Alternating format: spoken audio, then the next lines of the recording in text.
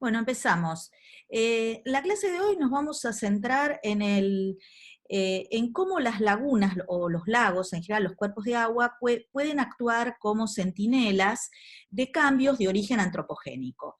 Podemos incluir dentro de esto lo que sería el cambio climático, también la eutroficación derivada de las actividades antrópicas, y para ello es muy importante realizar estudios de monitoreo a largo plazo en los cuerpos de agua. Entonces, ¿qué es lo que nos dicen los cuerpos de agua en relación a los cambios de origen antropogénico? Bueno, sabemos que los lagos pueden actuar como centinelas del cambio climático y de otros cambios de origen humano, como les decía, por ejemplo, el aumento en la concentración de nutrientes, o sea, la eutroficación, debida a diferentes actividades antropogénicas. Por ejemplo, en relación al cambio climático, nosotros podemos tener cambios en el nivel de agua, que puede ser, por ejemplo, si aumenta la sequía, podemos tener disminuciones en el nivel hídrico. También al revés, podemos tener, si aumentan las precipitaciones, podemos tener un aumento en el nivel hídrico. También, por ejemplo, podemos tener cambios en el estado de equilibrio. Ya vimos en otras clases los distintos estados de equilibrio o regímenes, sobre todo que se podían encontrar en los cuerpos de agua someros. Y entonces, debidos, digamos, a largo plazo, nosotros podemos estudiar estos cambios en los regímenes, por ejemplo, el pasaje de cuerpos de agua de un estado de aguas claras, dominado por macrófitas sumergidas, a un estado de aguas turbias dominado por fitoplancton, como ya lo habíamos visto en una de las clases. También podemos tener otro tipo de regímenes.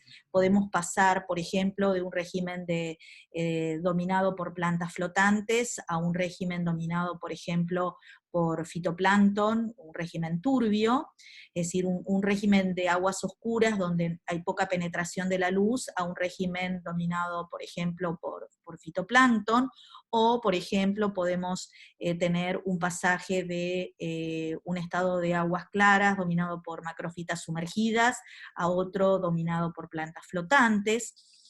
También podemos tener, debido, por ejemplo, al cambio climático, cambios en la fenología del hielo, en la cobertura de hielo, por ejemplo, en el espesor, puede la capa de hielo ser tener menor profundidad. Podemos tener cambios en la duración de la capa de hielo y también en la formación. O sea, inclusive puede haber lagos que dejan de congelarse o que la duración de la capa de hielo es menor. Entonces, los lagos, como decíamos, actúan como centinelas y en particular como centinelas de cambio climático. Hay varios trabajos que muestran esto. Esto es un review que fue publicado por estos autores, que es un review muy interesante, en donde justamente se discute el rol de los lagos como centinelas de cambio climático. Y bueno, en esta tabla lo que ustedes tienen, tenemos por un lado las propiedades del lago, tenemos las variables respuestas acá, y algunos procesos involucrados.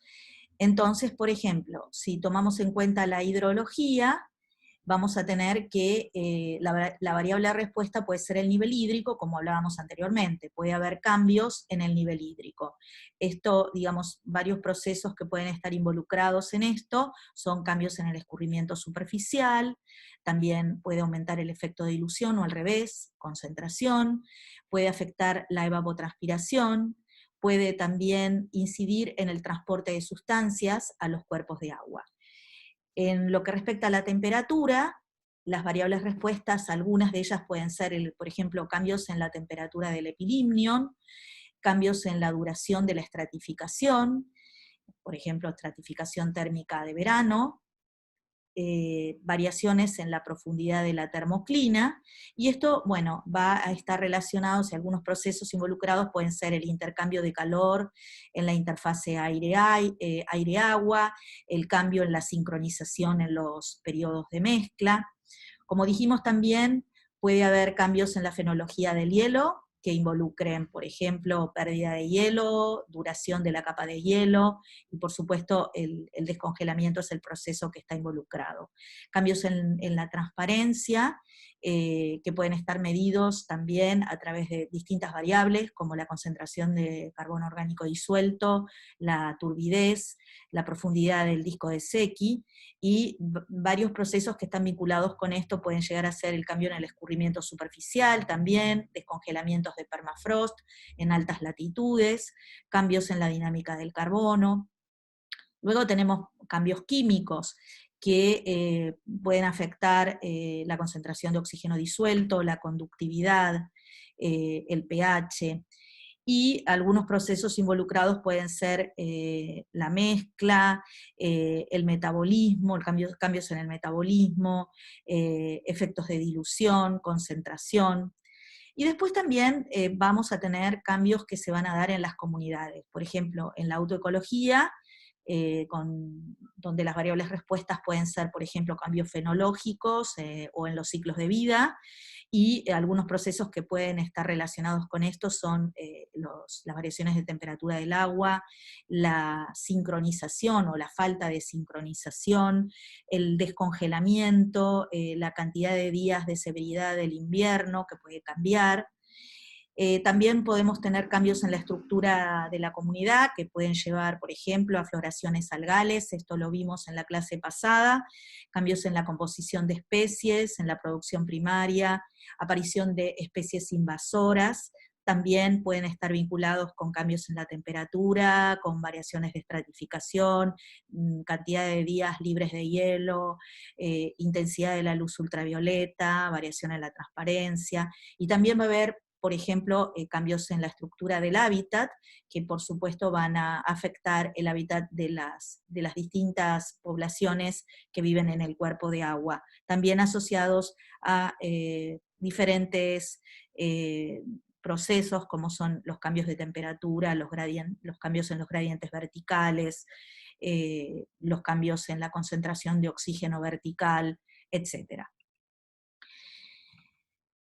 Entonces, en este contexto, donde los lagos nos están hablando de cambios a lo largo del tiempo, debidos, por ejemplo, al cambio climático o a otros factores de origen antrópico, los estudios a largo plazo son fundamentales.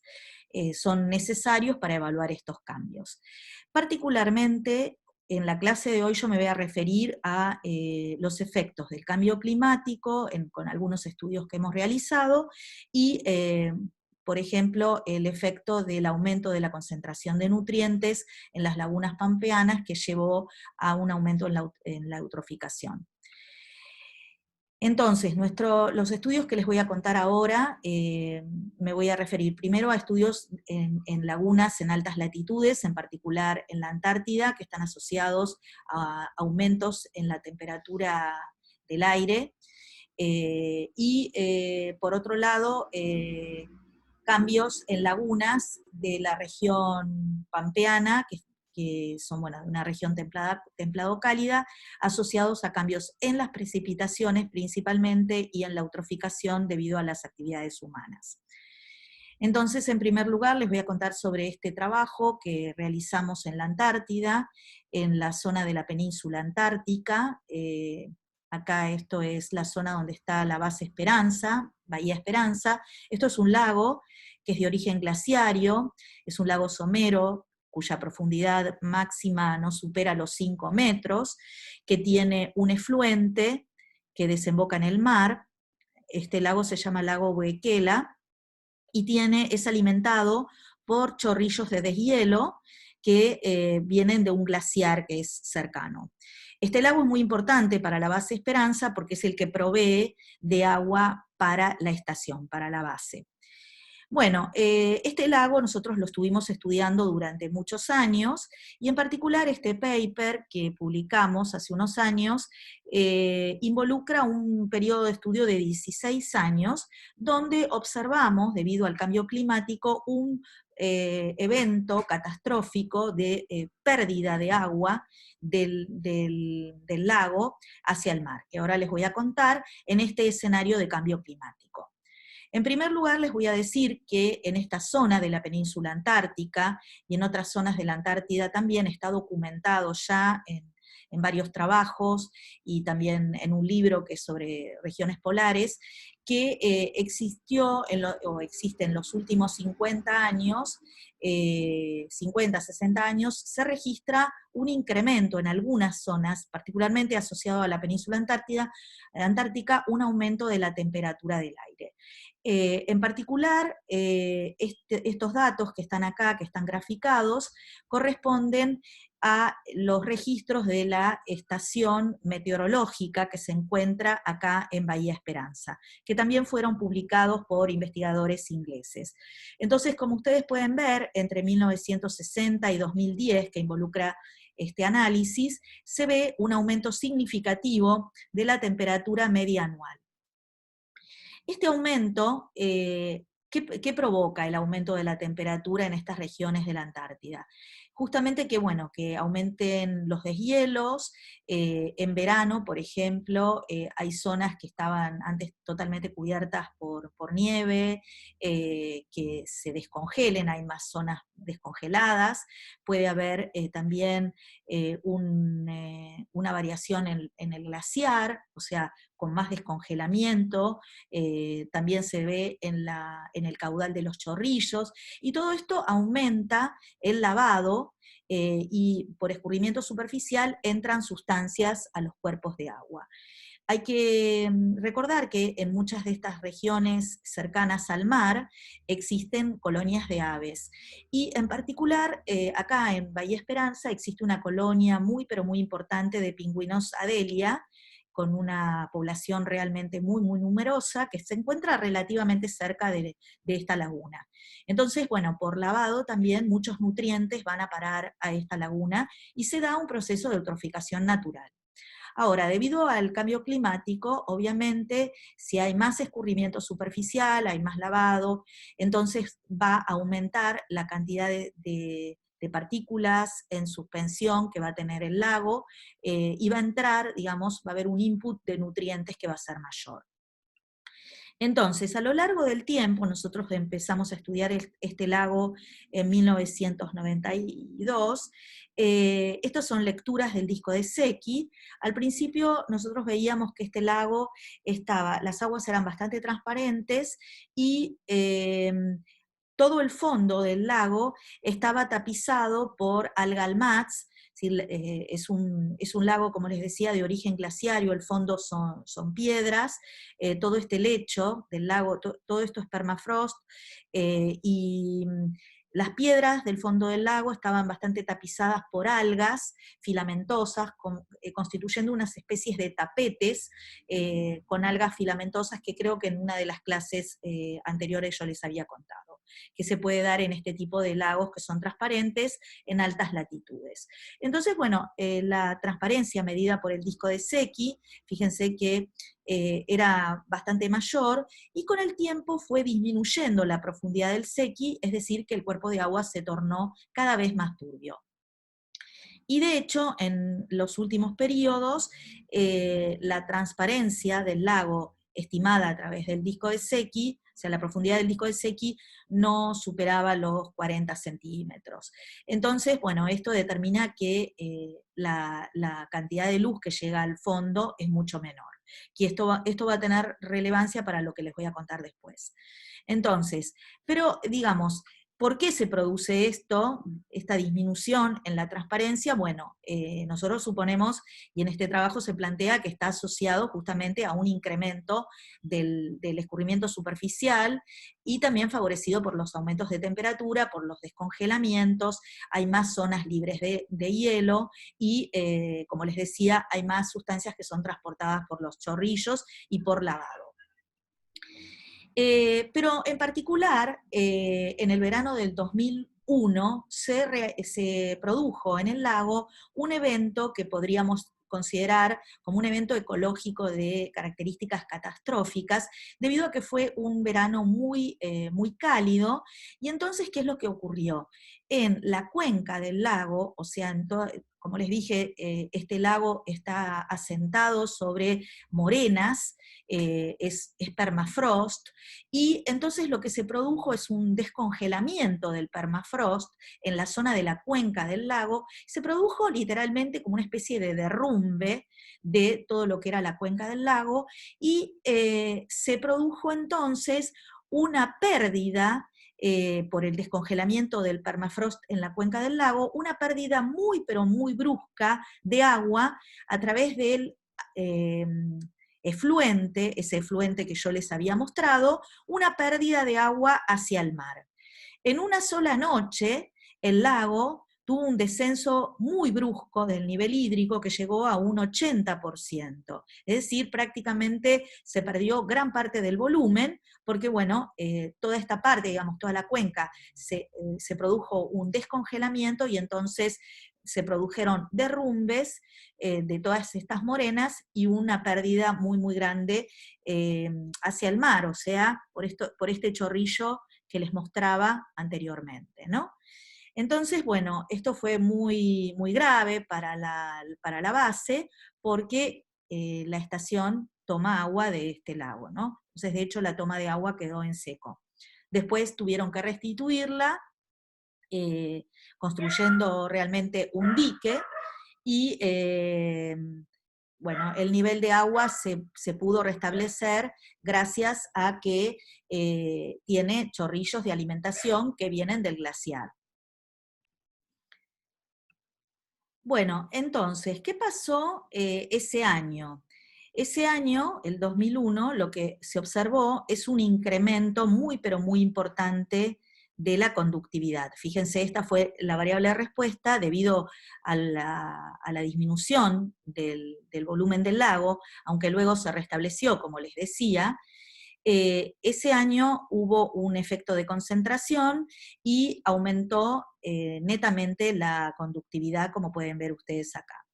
Pero comparando el periodo predisturbio con el periodo postdisturbio, la conductividad continuó siendo más elevada en el periodo postdisturbio. Es decir, observamos diferencias significativas, justamente los valores aumentaron desde una media de 27 microsiemens por centímetro en periodo predisturbio a una media de 72 microsiemens por centímetro en 2007, con un pico muy importante en el año del 2001. Y las diferencias son significativas entre el periodo post y el periodo pre. También observamos cambios en la estructura del fitoplancton a lo largo del tiempo, como ustedes pueden ver acá.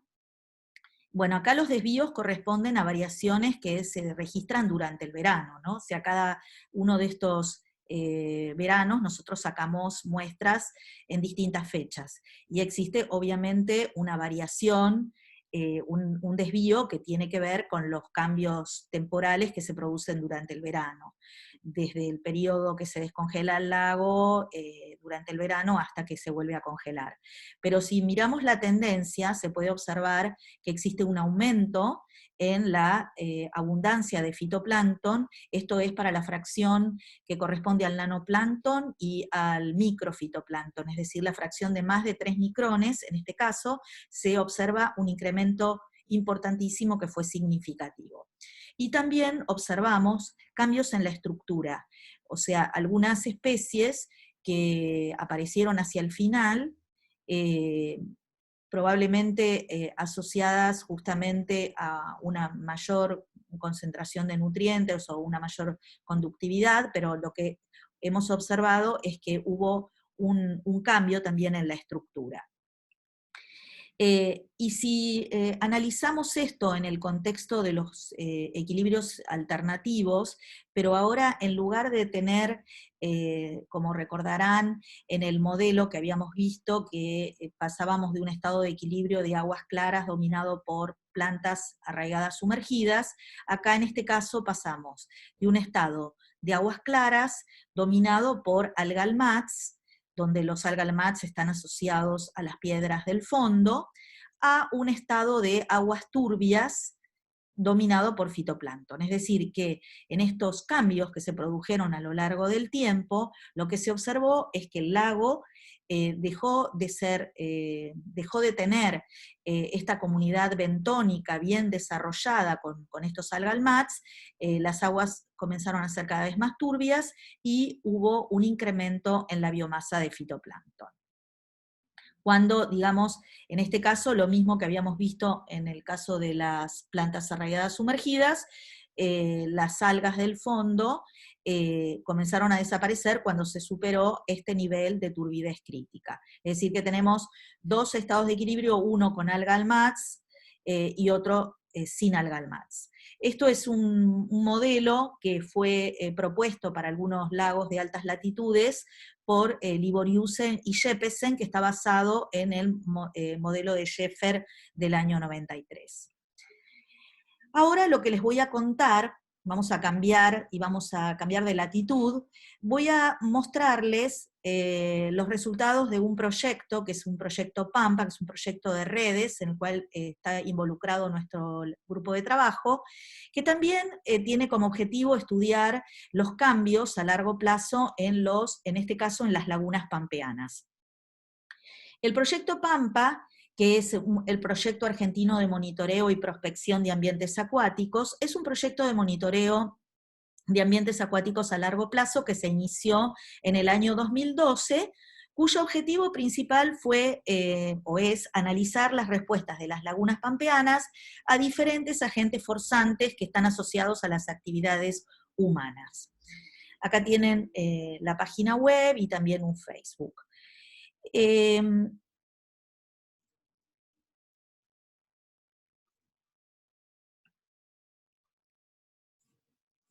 Ups.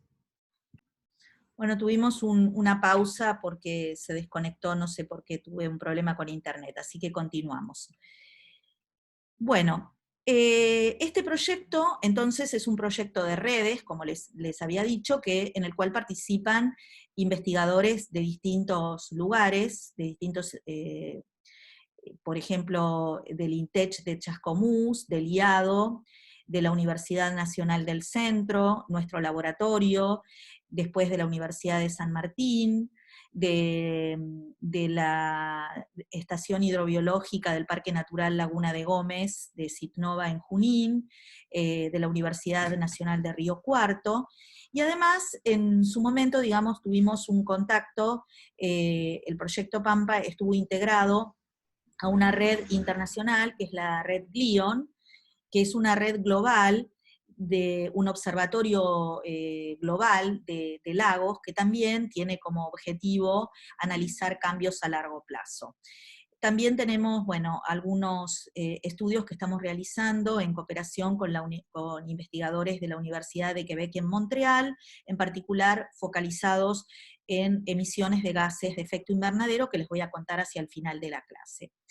Bueno, entonces, en este proyecto, nosotros para estudiar estas lagunas, seleccionamos 13 lagunas ubicadas a lo largo de un gradiente de humedad, como ustedes pueden ver acá, que se indica con distintos colores, y acá tenemos un gradiente de humedad que va desde una zona, desde el noreste, una zona más húmeda, hacia el sudoeste, una zona más seca.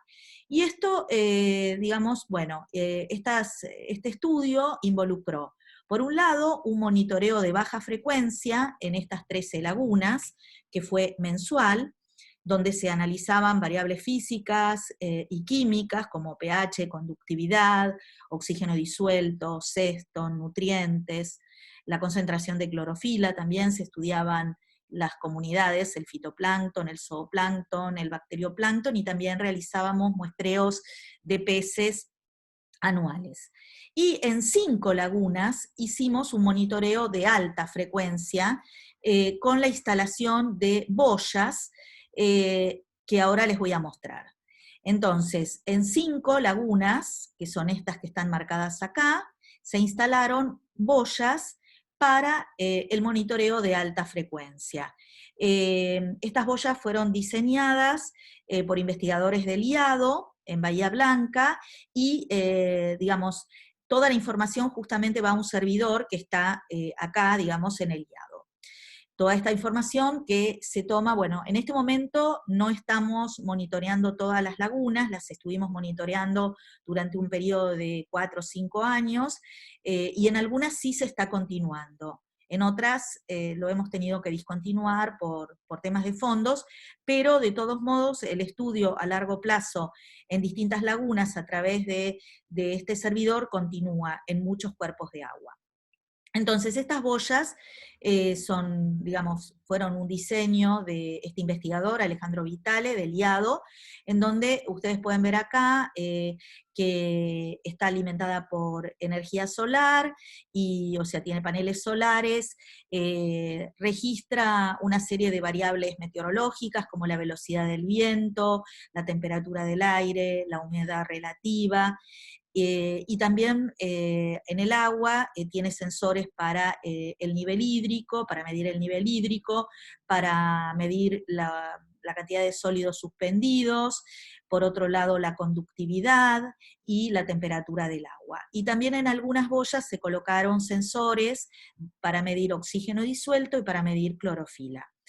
Entonces, bueno, estas boyas registran cada 10 minutos, y bueno, tenemos entonces un monitoreo de muy alta frecuencia, y todo esto va a un servidor y luego uno puede reconstruir lo que está pasando con realmente un muestreo hecho en el tiempo, muy, muy, muy seguido, y puede obtener datos a largo plazo. La región pampeana, bueno, estas lagunas están en la región pampeana, ¿no? ¿Y qué características tiene la región pampeana? Bueno, las precipitaciones en esta región, como les dije, hay un gradiente de humedad que va desde más o menos 1000 milímetros al noreste a 400 milímetros hacia el sudoeste. O sea que aumenta la aridez hacia el sudoeste. La temperatura media anual ronda los 15 grados, y la característica principal es que existe una alternancia entre periodos húmedos y secos que es bastante marcada en esta región. En este trabajo, que es un trabajo que fue publicado en el año 2015 por Diovisalvi y colaboradores, que corresponde justamente, es uno de los trabajos que se hizo en el marco del proyecto de la Red Pampa, aunque involucra datos anteriores. Y acá en esta imagen lo que tenemos es la variación interanual en el número de lagunas y en la superficie total ocupada por las lagunas en relación a la precipitación media anual. Acá tenemos cómo fue variando la precipitación desde 1998 hasta 2007. Las barras es la precipitación anual, media, y en las líneas tenemos, en la línea llena, o sea, la línea sólida, sería el área total de los lagos, y la línea punteada es el número de lagos. Y como ustedes pueden ver, hay una relación entre el número de lagos, digamos, o sea, la cantidad de lagos que se pueden observar, o lagunas, y la superficie ocupada por lagunas, y la precipitación. O sea, en los periodos más lluviosos aumenta la cantidad de lagunas y aumenta la superficie ocupada por lagunas, mientras que en los periodos de bajas precipitaciones, periodos secos, hay lagunas que se secan y entonces la superficie ocupada por lagunas también disminuye. Esto es un estudio basado en imágenes satelitales.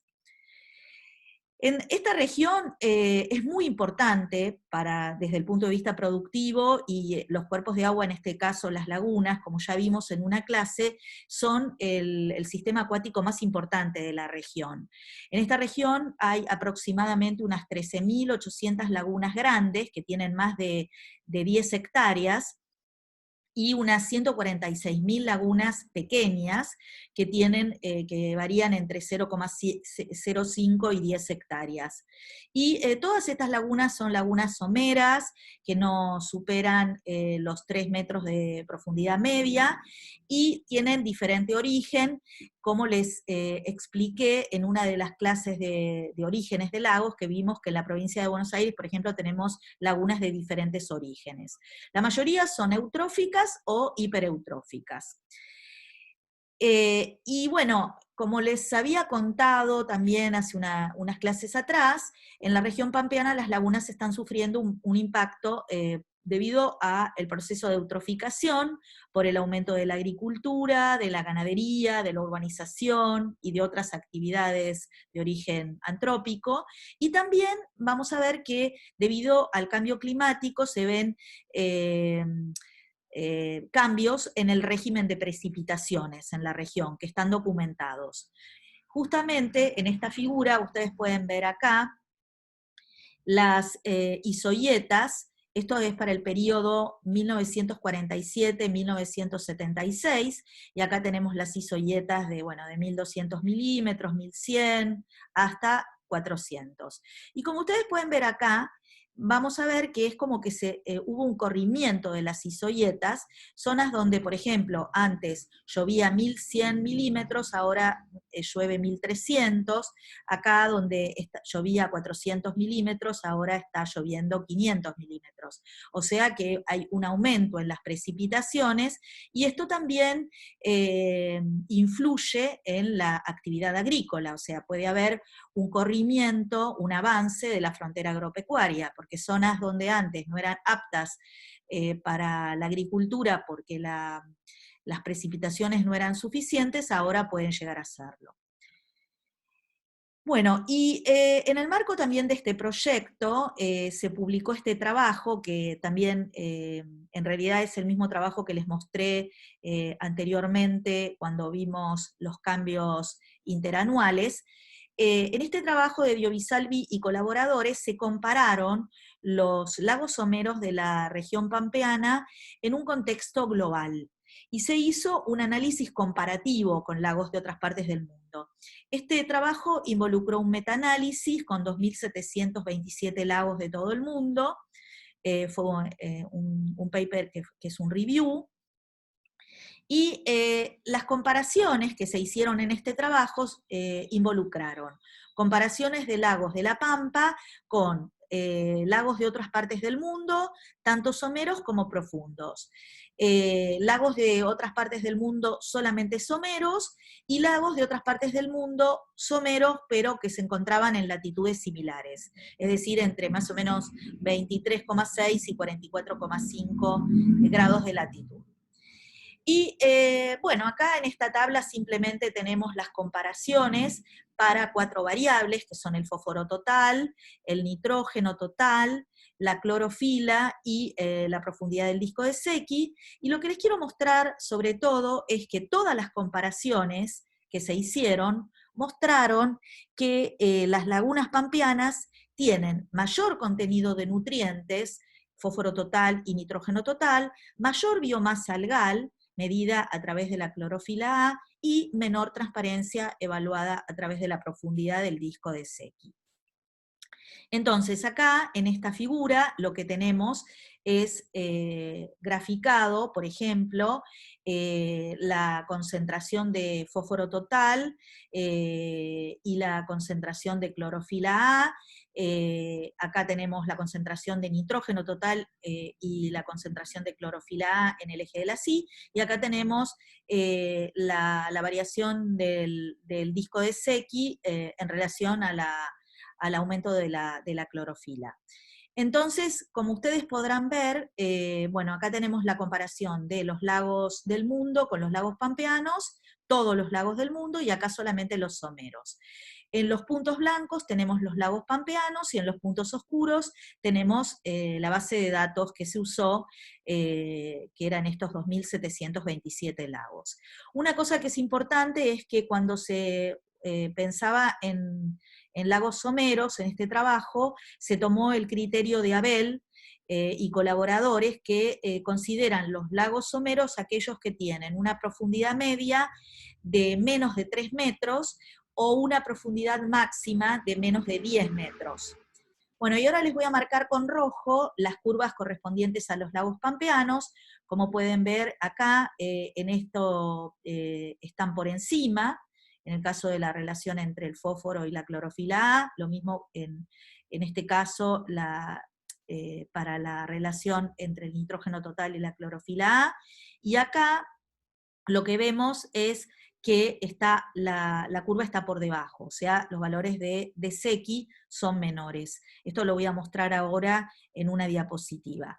Estas son las comparaciones que se hicieron, y bueno, acá está marcado las diferencias significativas cuando se hicieron las comparaciones, y como pueden ver acá, cuando se hicieron las comparaciones de la profundidad del disco de Secchi versus la clorofila A, en todas las comparaciones, en los 3 tipos de comparaciones que se hicieron, con todos los lagos del mundo, con todos los lagos someros y con todos los lagos de las zonas de latitudes similares, vemos que hay diferencias significativas. ¿Sí? O sea que esta relación de Secchi versus clorofila, de la profundidad del Secchi versus clorofila, es significativamente diferente en los lagos pampeanos con otros lagos del mundo, ya sea lagos profundos o lagos someros, e incluso lagos someros de latitudes similares. Acá les vuelvo a poner la figura donde se relaciona la clorofila A y la profundidad del disco de Secchi, y como ustedes pueden ver, las lagunas pampeanas tienen valores más bajos de profundidad del disco de Secchi, es decir, son más turbias, para la misma concentración de clorofila A que otros lagos del mundo. Es decir que tenemos, para una dada concentración de clorofila, la profundidad del disco de Secchi es menor en los lagos pampeanos que en otros lagos del mundo. Es decir, que son más turbios. Es decir, que en este caso, la turbidez no está solamente dada por la clorofila o por las algas, ¿sí? Sino por también, por ejemplo, quizás partículas en suspensión que son de tipo inorgánica. O sea que también hay una turbidez y hay un componente inorgánico bastante importante en las lagunas pampeanas. No olvidemos que las lagunas pampeanas, como les dije, sufren cambios bastante, o sea, la región sufre cambios en el periodo seco y en el periodo húmedo, o sea, alternancias en el régimen de precipitaciones que son bastante marcadas en distintos años, por ejemplo, años niño, años niña. Bueno, en periodos secos hay muchas cubetas que se secan, y también los vientos transportan muchas partículas que van a parar también a los cuerpos de agua. Hay también mucha actividad antrópica en la región, y esto también provoca que haya también un incremento de sexton en las lagunas pampeanas. Si repasamos los regímenes de las lagunas pampeanas en el marco de los modelos de equilibrios alternativos que habíamos visto, recuerdan el modelo de Scheffer y de otros, que luego fue retomado por otros autores, teníamos un estado de equilibrio de aguas claras, con dominancia de macrófitas sumergidas, ¿sí? Sin vegetación, y a medida que aumenta la concentración de nutrientes, esto ya lo vimos, ¿qué es lo que pasa? Comienza a desarrollarse más el fitoplancton y comienza a aumentar la turbidez. Cuando se llega a un nivel de turbidez crítica, comienza la senescencia de las plantas sumergidas, y cuando se mueren estas plantas sumergidas, o sea, ya no les llega luz, se mueren y pasamos a un estado de equilibrio de aguas turbias con dominancia de fitoplancton. Esto ya lo habíamos visto, ¿no? Entonces, justamente también les había comentado que en la región pampeana tenemos lagunas claras vegetadas, que corresponderían al estado de equilibrio de aguas claras con vegetación arraigada sumergida, que actualmente son muy pocas las que están en un estado de aguas claras. Luego tenemos lagunas de aguas turbias dominadas por fitoplancton, que denominábamos lagunas turbias orgánicas o fitoplancton turbias, y también teníamos un tercer tipo de lagunas que también están en zonas bastante perturbadas por la actividad humana, en zonas donde se han hecho canalizaciones, rectificaciones de arroyos, y bueno, se ha modificado bastante la cuenca, que son lagunas inorgánico turbias, donde la turbidez es principalmente de tipo inorgánica. Entonces, estos tres tipos de lagunas tenemos, y como decíamos, se está viendo que la cantidad de lagunas claras vegetadas se está reduciendo, o sea, el número de lagunas claras vegetadas está disminuyendo en la región, y bueno, la hipótesis es que es por la actividad humana, ¿no? Entonces, ya hacia fines de los 80, estudios que habíamos realizado nosotros en el laboratorio, habíamos visto que había diferencias en la estructura del fitoplancton entre lagunas con y sin macrófitas sumergidas, aquellas que estaban completamente colonizadas por macrófitas, tenían una abundancia de fitoplancton mucho menor y no desarrollaban floraciones algales, mientras que las lagunas que no tenían vegetación arraigada sumergida tenían una abundancia de fitoplancton mucho mayor y sí desarrollaban floraciones, incluso floraciones de cianobacterias. Esto ya hacia fines de los 80 nosotros lo habíamos visto, solo que bueno, nuestros estudios en ese momento mostraban un mayor número de lagunas en un estado de equilibrio de aguas claras, que luego con el correr de los años vimos que pasaron a un estado de equilibrio de aguas turbias. Estudios que luego realizamos también en nuestro laboratorio, ya en el año, bueno, esto es un trabajo del 2009, o sea, ya a partir del año 2000 seguimos estudiando estas lagunas, y nuevamente se veían diferencias muy importantes en las lagunas que no tenían macrófitas sumergidas, donde la abundancia de fitoplancton es mucho mayor, justamente en consonancia con esto de los regímenes sin macrófitas, que son regímenes dominados en general por fitoplancton. Mientras que lagunas más vegetadas mostraban una abundancia de fitoplancton mucho menor, y aquellas lagunas como esta, por ejemplo, que es una laguna turbia inorgánica, tenía muy poco fitoplancton, pero porque la turbidez es básicamente de tipo inorgánico, y entonces hay una cierta limitación también para el fitoplancton, porque es una laguna muy turbia por la cantidad de seston que tiene. Lo que se vio en esta región en las últimas décadas es el cambio en el uso de la tierra, que fue avanzando notablemente con un aumento de las actividades agrícolas y una disminución de las pasturas naturales, ¿no? Un incremento de los cultivos anuales, principalmente la soja, y por supuesto esto va de la mano con un aumento de los agroquímicos. Tenemos el aumento de los fertilizantes, pero también tenemos el aumento de los herbicidas, como el glifosato, que también en su molécula tienen fósforo. Y entonces esto es cómo fue variando la superficie anual cultivada en la Argentina. Acá tengan presente que un punto corresponde a 3.000 hectáreas, mientras que acá un punto corresponde a 10.000 hectáreas. Entonces fíjense cómo fue aumentando en la región la superficie anual cultivada en la Argentina entre 1960 y 2010, es esto. Y lo mismo, por supuesto, para el cultivo de soja. Entonces, ya en el año 2006, este investigador, este limnólogo, había notado una disminución en el número de lagunas en estado de aguas claras.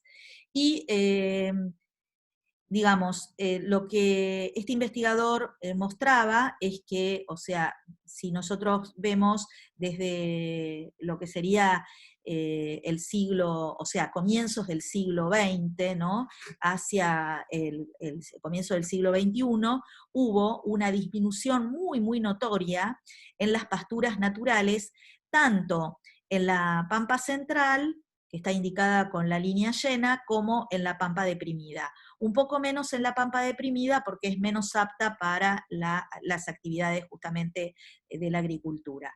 Pero sí se ve una disminución bastante neta, y esto llega hasta 2002. Esto obviamente disminuye mucho más si lo hiciéramos, digamos, estamos hablando ahora, estamos en 2020, o sea que esto siguió disminuyendo, ¿no? Y lo que se ve, ya se veía en el 2006, una disminución en el número de lagunas claras, como les decía anteriormente, y un aumento de lagunas en un estado de equilibrio de aguas turbias con mayor biomasa de fitoplancton. Y también esto se vio a partir del análisis de imágenes satelitales. Esto corresponde a un estudio realizado por Kosten y colaboradores, que son investigadores extranjeros que estuvieron realizando estudios en lagos someros en distintos lugares de Sudamérica, siguiendo un gradiente latitudinal, e incluyeron lagos de la Pampa. Y este gráfico corresponde a una relación, a un estudio de la transparencia de lagunas pampeanas que está basado en el cociente entre la reflectancia de las bandas 1 y 3 de imágenes Landsat obtenidas del año 2005 y de 1987. Hay que destacar que la relación, o sea, el cociente entre la reflectancia de las bandas 1 y 3 de estas imágenes, o sea, la relación B1-B3, de 2,5, es un indicador por encima del cual un lago puede considerarse claro, ¿sí? O sea, por encima del valor de 2,5, la firma espectral de estas bandas, de esta relación de estas dos bandas, nos está indicando que el lago es claro. Entonces, si ustedes se fijan, por ejemplo, acá, esto corresponde a las imágenes de 1987, estos son todos los puntos que corresponden a las lagunas, y vemos que este es el valor de 2,5, todos los lagos se encuentran, una mayor cantidad se encuentran acá, por encima del valor 2,5. Es decir, que la gran mayoría de los lagos eran claros, estos lagos que fueron mirados a través de estas imágenes. Pero, si lo miramos en la banda, o sea, el cociente entre la banda 1 y banda 3 para 2005, el 68% de los lagos se encuentra por debajo del valor 2,5, que serían estos que están acá, ¿sí? O sea, este 68% de los lagos que corresponde a este cuadrante eran claros en 1987 y turbios en 2005. Es decir, que se verifica incluso por imágenes satelitales, a través de estas firmas espectrales, que hubo un cambio en el régimen de los lagos, o sea que pasaron de ser claros, de aguas claras, a ser turbios. Bueno, esto va de la mano, como ya habíamos visto en la clase anterior, del aumento, bueno, el aumento de la eutroficación va de la mano del desarrollo de floraciones en algunas especies del fitoplancton, y en particular cianobacterias, que son las que pueden ser potencialmente tóxicas.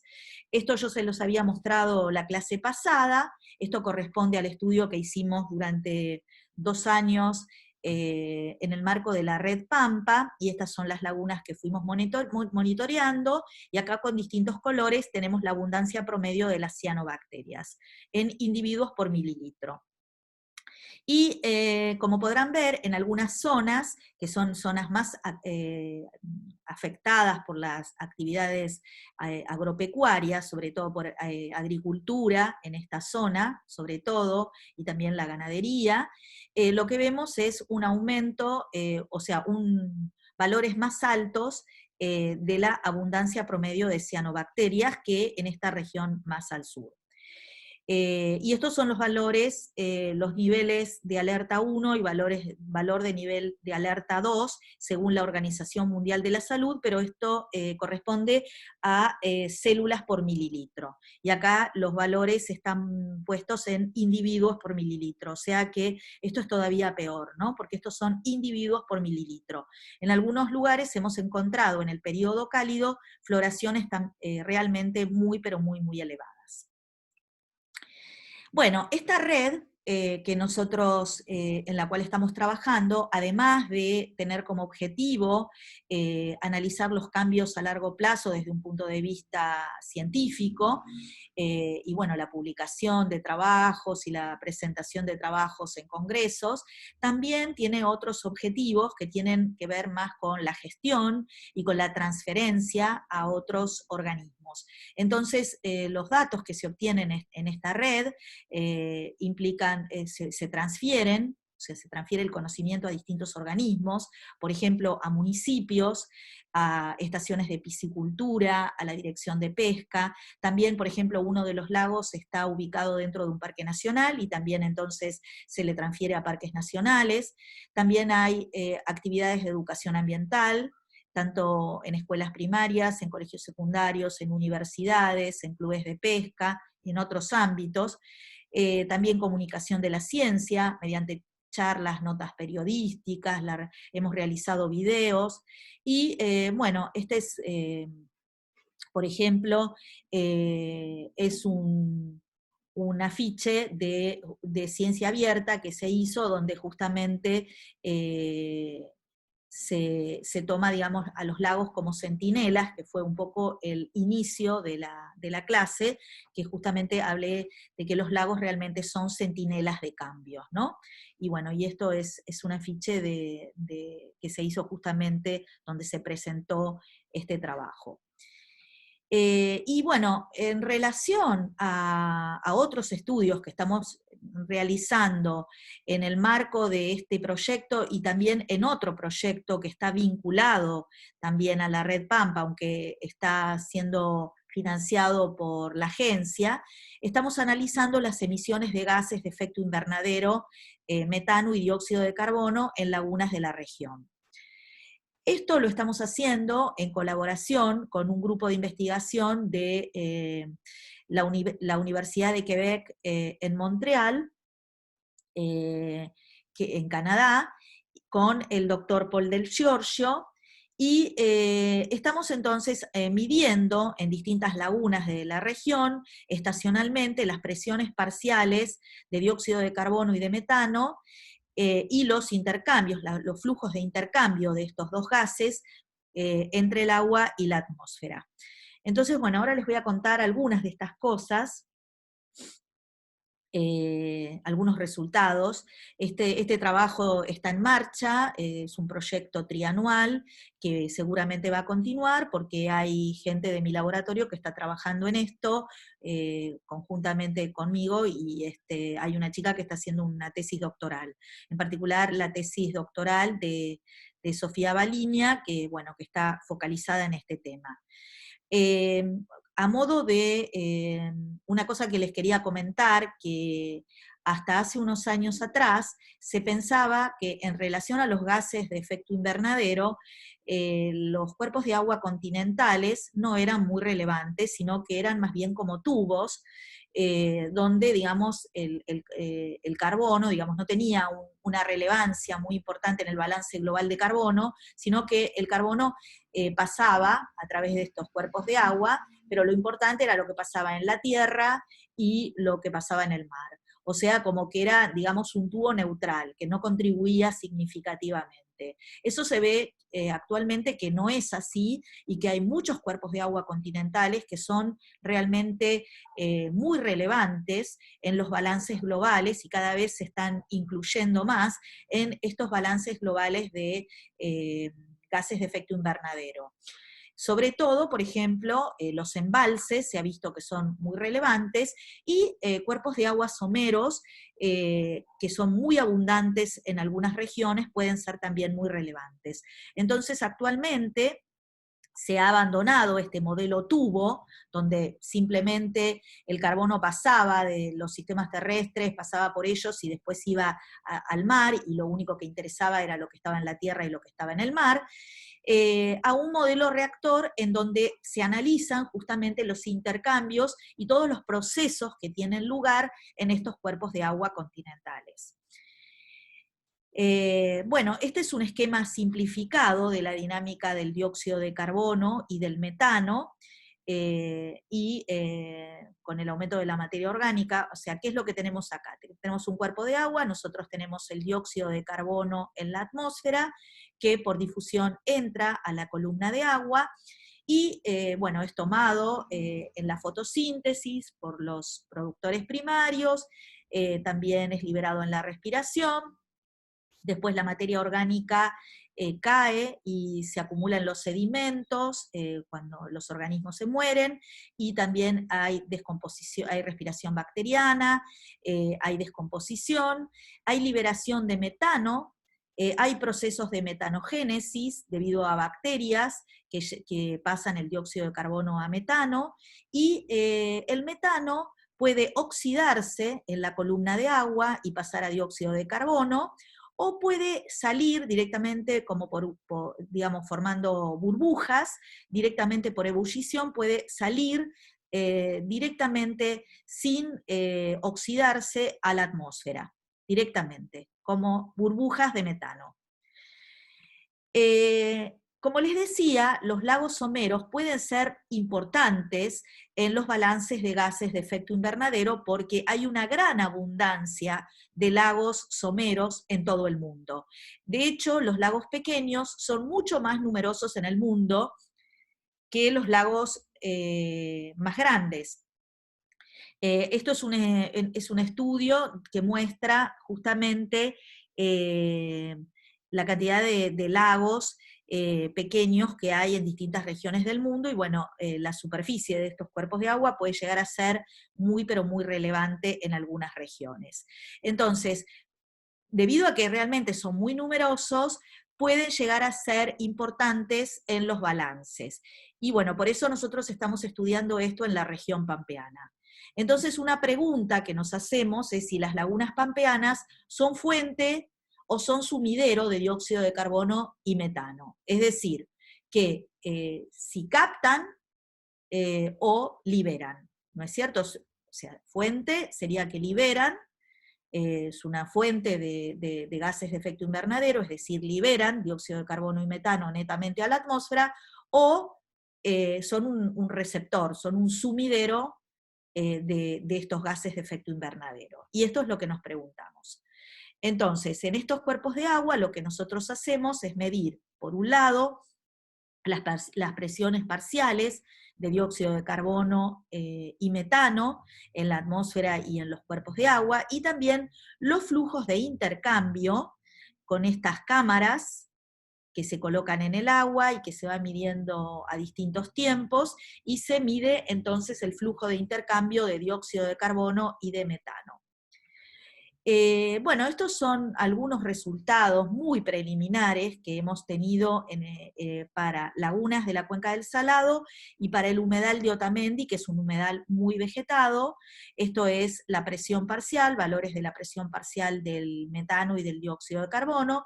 Como verán, el humedal de Otamendi, que es muy vegetado, tiene una mayor presión parcial de metano y de dióxido de carbono, y los flujos de intercambio también son mucho mayores y significativamente mayores, tanto para el metano como para el dióxido de carbono, en el humedal vegetado de Otamendi.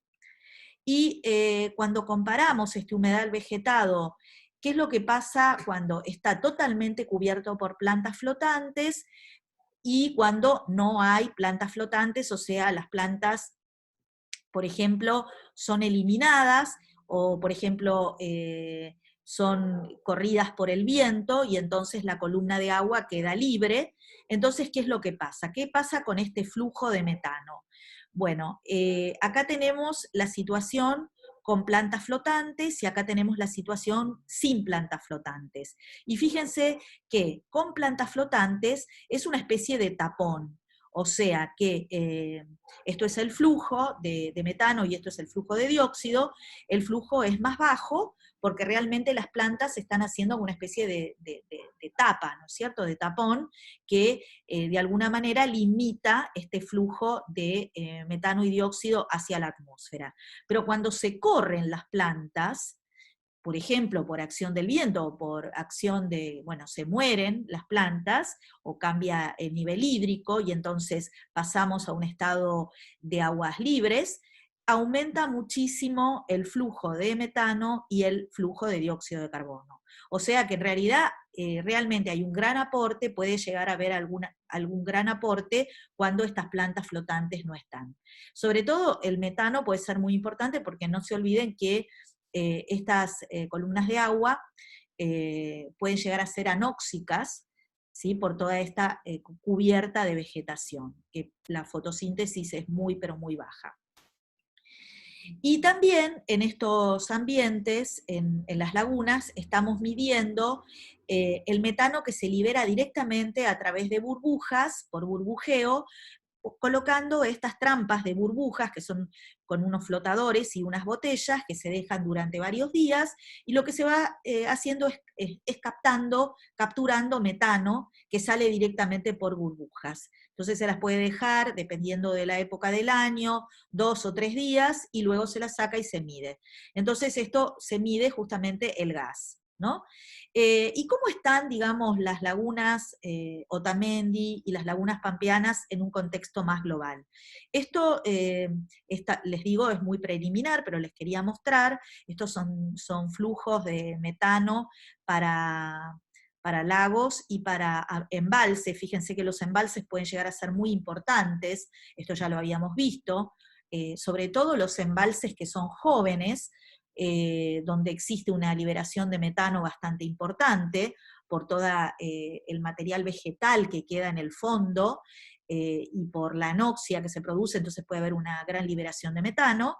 Y las lagunas, nosotros, bueno, algunos datos que hemos medido se encuentran acá y Otamendi está bastante arriba. O sea que estos humedales que están muy, muy vegetados pueden llegar a ser en algún momento también desde el punto de vista de los sedimentos, un lugar de liberación de metano, que tienen que tomarse en cuenta en los balances. Y acá están colocados en el contexto de otros tipos de ambientes. Acá en negro son castoreras. Las castoreras, los diques de castores también son ambientes que pueden llegar a liberar. Esto en este caso es la presión parcial, el flujo de intercambio del dióxido de carbono y la presión parcial del dióxido de carbono. Y acá tenemos, bueno, tenemos Otamendi, el humedal de Otamendi y las lagunas pampeanas. Y esto son algunos datos en donde, fíjense que esto es el flujo de dióxido de carbono y esto es el flujo de metano para distintas lagunas de la región pampeana, y en algunos de los casos, fíjense que acá Caquel-Huincul está teniendo un flujo negativo, ¿no es cierto? O sea que acá estaría actuando como sumidero, lo mismo que Mar Chiquita. En cambio estas están emitiendo, o sea, son valores positivos. Y acá lo mismo, el metano, estamos viendo que las lagunas, en este caso, están actuando como fuente de metano, y dependiendo de las características pueden actuar como fuente o como sumidero de dióxido de carbono. Bueno, y hasta acá entonces completamos la clase de hoy.